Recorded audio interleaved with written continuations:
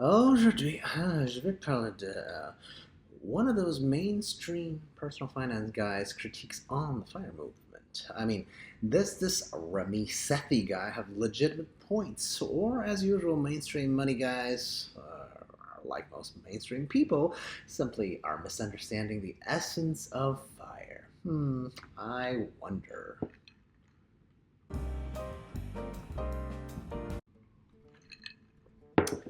Hey, Ozempic here.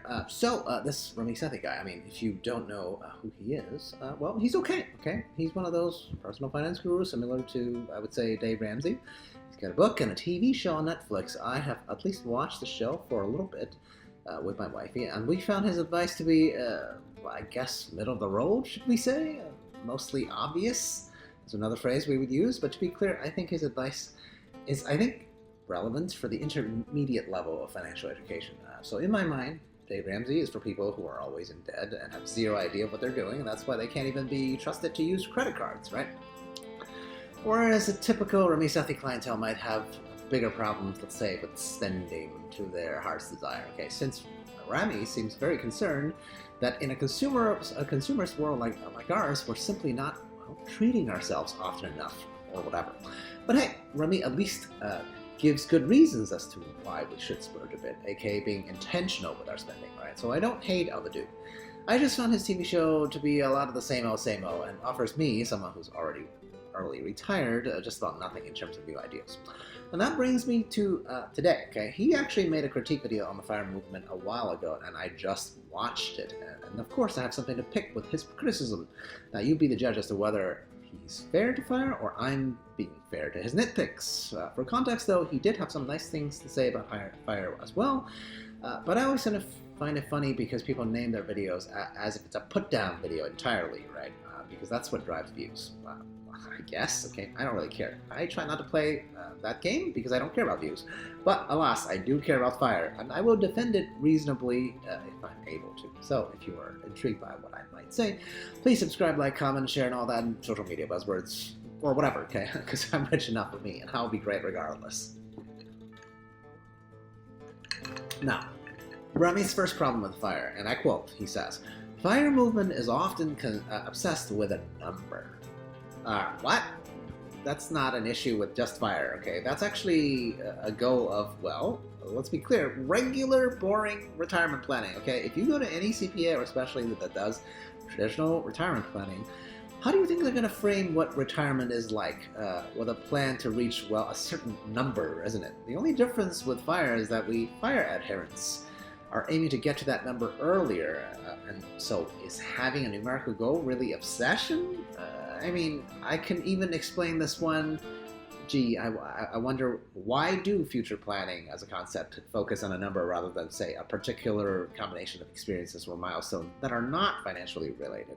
Oh, I know, it's because everyone's different and wants different lifestyles and experiences. So it's basically impossible to say, well, you can retire as long as you can hang out on your boat and catch fish for dinner every night, because that may be what one person can live with, but not what a whole generation of people can, okay? So the number thing, aka a particular money amount to reach, which is, by the way, still personal and specific, that's just meant as an easy stand-in for, well, whatever kind of lifestyle you actually want. So this first criticism, I think, is a giant flop, okay? FIRE people are as obsessed with a number as any person who would ever have a disposition to plan for a future without feeling a point. Okay. Now, on to his second point of critique. Okay, people working towards FIRE spend years living in ultra frugality. That's what he said. What now? That's just categorically false. Okay. I'm not saying that there are no people working towards FIRE that live in what I would consider ultra-frugality, but I absolutely do not think that's the majority, or even the plurality of people interested in FIRE. What's ultra-frugality anyway, okay? I had roommates as a new worker. Is that ultra-frugality, right? Mr. Money Mustache rides a bicycle to get groceries instead of driving a car. Is that ultra-frugality? On the other hand, I mean, most people do not take business class flights ever, but is taking business class flights frugality? My point is, in Ramit's own videos, when he outlines what a reasonable spending level is like, he seems to think that $50K a year is reasonable, okay? So if that's not ultra frugal, then I personally then have never lived in that ultra frugality range, nor have I really aimed for it. To be honest, I think Ramit's point on this one must really be targeted towards, the lean fire folks, okay? No knocks on them. They're just not how most people approach fire, in my opinion, right? There's a reason why people joke that fire is only for high earners, for like tech workers like myself used to be, okay? I think that's a much more fair criticism than what I think Ramit is saying here, okay? The reason why fire groups are filled with higher earners is exactly because most people have a spending floor that simply they will not go below. So the more money people make, the easier it is to have a higher savings rate. And everyone in fire understands that. And everyone above aiming for a lean fire level is really just not obsessing with cutting costs only, okay? Now, his last,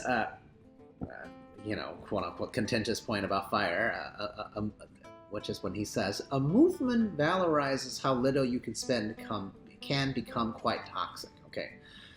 Okay, wow, this sentence is harder to debate than most because it says can become toxic, not that it definitely will become toxic, okay? But I'm gonna debate the general gist of the sentiment, okay? The basis of it, I actually still find false. Fire is not about purely how little you spend, okay? First, it's about minimizing spend on stuff or crap that people don't actually need, all right? So on how little you can spend to keep up with the Joneses. But also, I'm not sure why newcomers to fire keep thinking that it's only about minimizing output, okay? I know personally I've given plenty of other people advice on simply increasing input, aka pay, right? Fire is really mostly depending on what rate you're saving, the savings rate. Okay? So the lower your expense is, that's half the battle, but increasing income can be a significant win to speed up your savings rate because there's no ceiling on how much you can make, right? Unlike the floor on your spending. Oh, by the way, I also find it kind of hilarious that Ramit thinks a lifetime of being relatively frugal is a huge problem because we fire people are so bad at spending that this will have a real long-term negative effect, okay? Like, what the heck are you talking about, okay? Which do you think is easier, okay? To get a lifetime spender to change his tune and save money, or to get a lifetime saver / investor to loosen up a bit and splurge a little? I will bet you any amount of money that on average, it is way easier for the latter scenario to be true, okay? Because we human beings, at our core, we like splurging. Big surprise, okay? It's the patience and persistence that goes with saving that's much, much harder to achieve. Why do you think there are so few people who can actually reach fire? Jesus, come on. Oh my God.